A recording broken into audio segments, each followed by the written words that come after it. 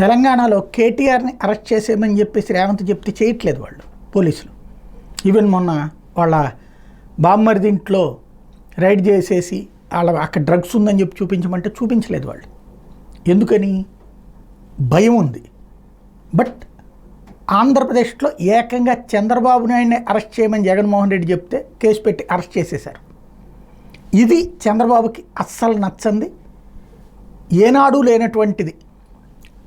ప్రతీకార రాజకీయాలు అన్నటువంటిది పీక్ స్టేజ్ని గమనించినటువంటి చంద్రబాబు ఇప్పుడు మళ్ళీ భవిష్యత్తులో అట్లాంటిది చెయ్యాలి అంటే భయపడాలి అన్నటువంటి రూటే ఇప్పుడు ఐఏఎస్లు, ఐపీఎస్లు, అధికారుల మీద కేసులు, అదే సందర్భంలో నాయకుల మీద కేసులు, ఇవన్నీ కూడా ఇవి వేధింపుల కిందకు వస్తాయా రావా అంటే ఖచ్చితంగా వస్తాయి.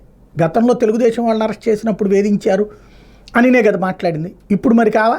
ఖచ్చితంగా వస్తుంది. కాకపోతే భవిష్యత్తులో జగన్కి అనుకూలంగా మాట్లాడాలన్నా, అనుకూలంగా వ్యవహరించాలన్నా భయపడాలా?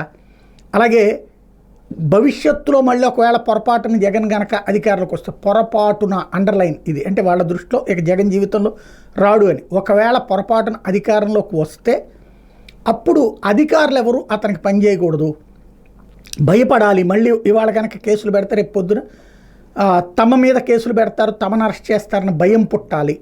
ఈ భయం పుట్టించే వ్యూహమే ప్రస్తుతం జరుగుతున్నటువంటి ఐఏఎస్లు, ఐపీఎస్ల మీద యాక్షన్ల దగ్గర నుంచి మంత్రులు, మాజీ మంత్రులు లేకపోతే వాళ్ళ దగ్గర పనిచేసిన స్టాఫ్, ఇట్లా ప్రతి వ్యవస్థలో కేసులు పెట్టడం, వాళ్ళని జైళ్ళకి పంపించడమా, కోర్టుల చుట్టూ తిప్పడమా, వణుకు పుట్టించేటటువంటి ప్రయత్నం అన్నటువంటిది దీర్ఘకాలిక వ్యూహం.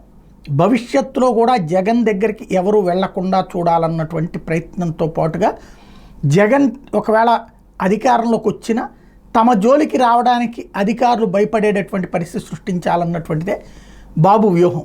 మరి అది ఫలిస్తుందా లేదా భవిష్యత్తు నిర్దేశిస్తుంది.